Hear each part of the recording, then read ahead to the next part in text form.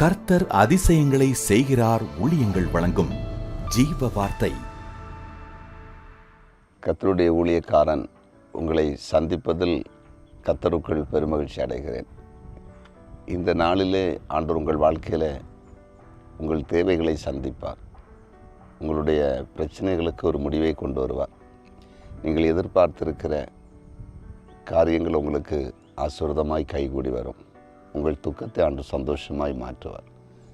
சில வேளையில் நீங்கள் பல முயற்சிகளை எடுத்தும் எல்லாவற்றிலும் தோல்வியை சந்தித்து கொண்டிருக்கலாம். பயப்பட வேண்டிய அவசியம் இல்லை. ஆண்டவர் உங்கள் தோல்வியை ஜெயமாய் மாற்றுவார். இந்த நாளிலே நாம் ஜீவ வார்த்தைக்காய் தெரிந்து கொண்ட வேத வசனம் சங்கீதம் 16:8-9 வசனங்கள். கர்த்தரை எப்பொழுதும் எனக்கு முன்பாக வைத்திருக்கிறேன். அவர் என் வலது பரிசத்தில் இருக்கிறபடியால் நான் அசைக்கப்படுவதில்லை.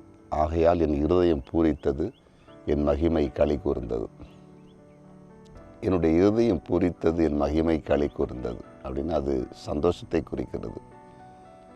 அந்த 8வது வசனத்தில் நான் என் கர்த்தரை எப்போதும் எனக்கு முன்பாக வைத்திருக்கிறேன். அவர் என் வலது பரிசத்தில் இருக்கிறார்.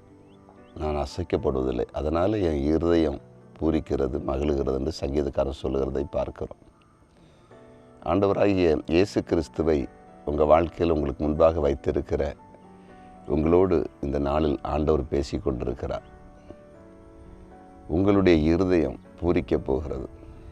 உங்களுடைய இருதயம் மகிழப் போகிறது. உங்கள் இருதயம் சந்தோஷப்பட போகிறது.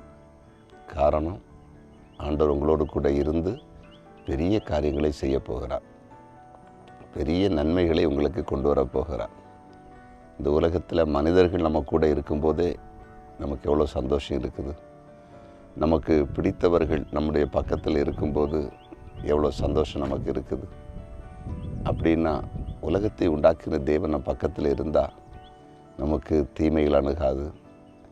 நம்ம வாழ்க்கையில் நம்ம நினைப்பதற்கு வேண்டிக் கொள்வதற்கு அதிகமாக காரியங்களை கர்த்தர் செய்வார். ஆக இந்த நாளில் உங்களோடு ஆண்டவர் பேசி கொண்டிருக்கிறார். பயப்படாதீங்க. ஆண்டவர் இயேசு கிறிஸ்துவை உங்கள் வாழ்க்கையில் முன்பாக வைத்து கொள்ளுங்கள். அவர் உங்கள் கூட இருப்பார். உங்கள் வலது பக்கத்தில் இருப்பார். உங்கள் இருதயம் களி கூறும். நீங்கள் சந்தோஷப்படுவீங்க. உங்கள் வாழ்க்கையில் மேன்மைகளை பார்க்க போகிறீங்க. விசுவாசிப்பீங்களா? உங்களுக்காக ஜெபிக்கட்டுமா? ஜெபிக்கலாமா? ஜெபிப்போம். எங்கள் அன்பு ஆண்டவரே, உம்முடைய பிரசன்னத்துக்காக ஸ்தோத்திரம். உம்முடைய கிருபைக்காக நன்றி. இன்றைக்கு நீர் பேசின வார்த்தைகளுக்காக உம்முடைய ஊழியக்காரன் நன்றி செலுத்துகிறேன்.